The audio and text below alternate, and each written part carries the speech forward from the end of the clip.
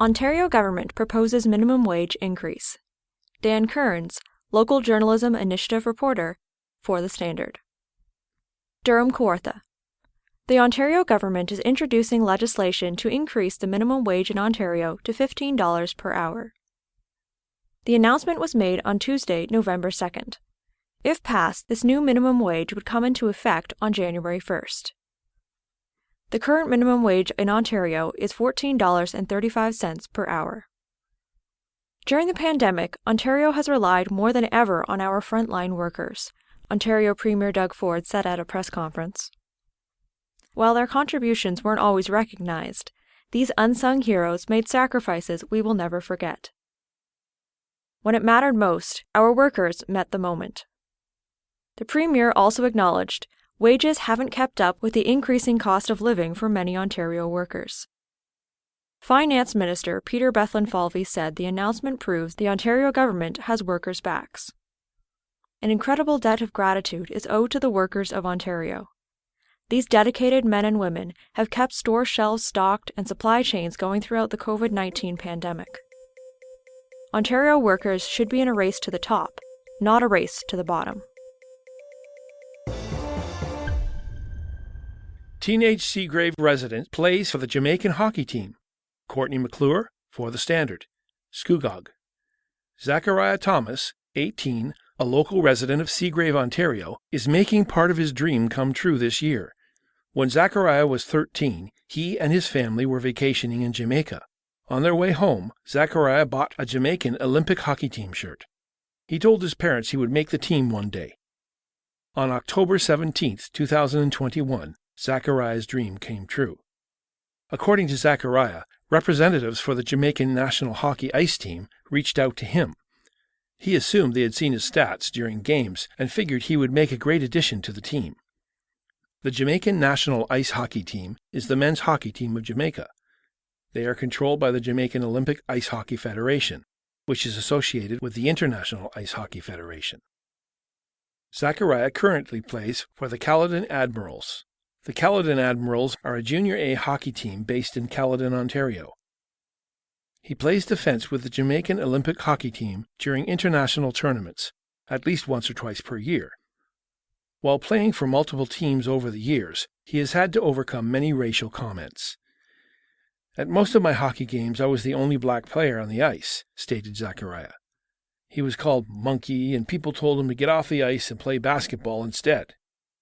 I quickly learned to grow a thick skin and ignore all the haters, explained Zachariah. He is very excited to continue his hockey journey and hopes to make it into the NHL one day.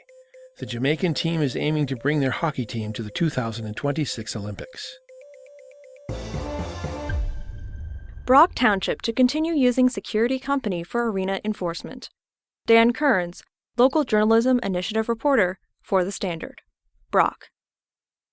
After much discussion, the Township of Brock has decided to keep employing a private security company to enforce the proof of vaccination requirement at local arenas.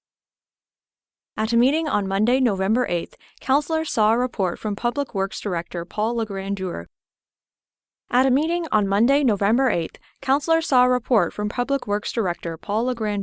Which recommended the Township extend their contract with the Com Security to provide services for the Foster Hewitt Memorial Community Centre and the Sunderland Arena. However, Ward 2 Councillor Claire Doble made a motion to provide the company with 30 days' notice to discontinue the contract and instead to have arena staff provide these services. My understanding when we got to Com Security was we were worried about the potential public outcry or outrage around having to be vaccinated to enter the building, and so we were told it would be a temporary measure to ensure that we had a smooth transition, Claire Doble explained. I think Tacome has done an excellent job, and I'm very appreciative of the services they've provided for us. But I do believe our current staff should likely be able to check ID and vaccination status along with their current duties. There were some concerns brought up about the potential implications of Councillor Doble's motion. Do we know if it would be feasible for the staff to conduct this work in addition to any other work required? Ward 3 Councillor Walter Schumer asked. Mr. Legrandeur responded, stating the Township would have to add more arena staff members to make it work. Councillor Schumer also noted, It can be a difficult situation at that door for Township staff, and having private security at the door makes it easier for staff. Ward 4 Councillor Kriya Pettingill asked what other municipalities are doing presently. Mr. Legrandeur stated Scugog Township is using a security company at their arena in Port Perry. From what was discussed, Regional Councillor Ted Smith said he couldn't agree with Councillor Doble's motion. Councillor Doble later withdrew her motion, and Council voted instead to extend the security contract. Kawartha Lakes to investigate several options as part of Finland Falls crossing project. Dan Kearns, local journalism initiative reporter for The Standard. Kawartha Lakes.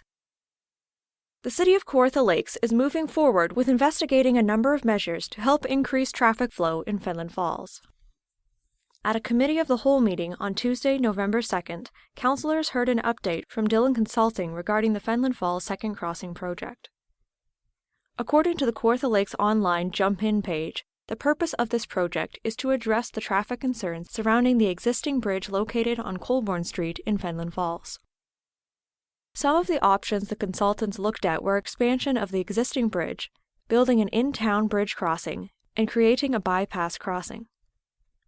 Rory Baksh from Dillon Consulting first addressed the bridge widening option. If we expand the bridge and add space, it adds a bit of relief. But the queues continue to grow and grow, and the tie-ins to those streets and the way those local lanes are configured, it simply just shifts the bottleneck. It doesn't fully resolve the challenge there. He also spoke about the in-town bridge crossing option. We are suggesting it be considered for the future.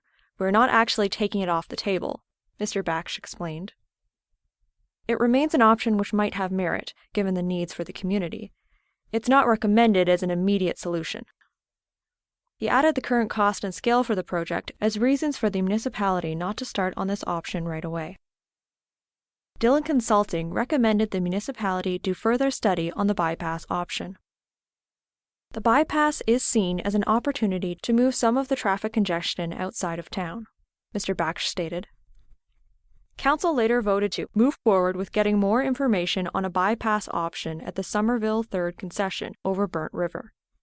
To look at installing better signage at County Road 121 and Highway 35, to have staff review restricting left turns on Lindsay Street and Colborne Street, Finland Falls, from 2 p.m. to 7 p.m. from Victoria Day to Thanksgiving, to investigate implementing a no parking restriction on Colborne Street during the above times, to look at possibly adding an advanced left turn signal in and out of the Sobeys entrance, and to improve signage for Mitchell's Bridge.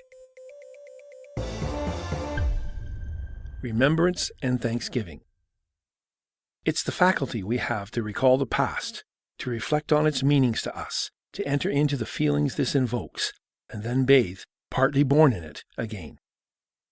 It's a profound blessing to wonder at what has already occurred and find something new or rejuvenating. It's a kind of exercise we all move in, like trying to hold running water in our hands. We manage for a moment, and that moment shares its power and measures to us once again. Today has its meaning as well, at least to us. If we allow ourselves to come to it and honestly live in the moment, it can have a kind of value we cherish in our memories.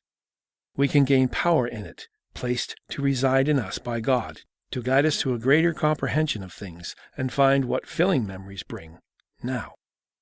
This is always there, always working, provided for our greater experience, if we will enter in.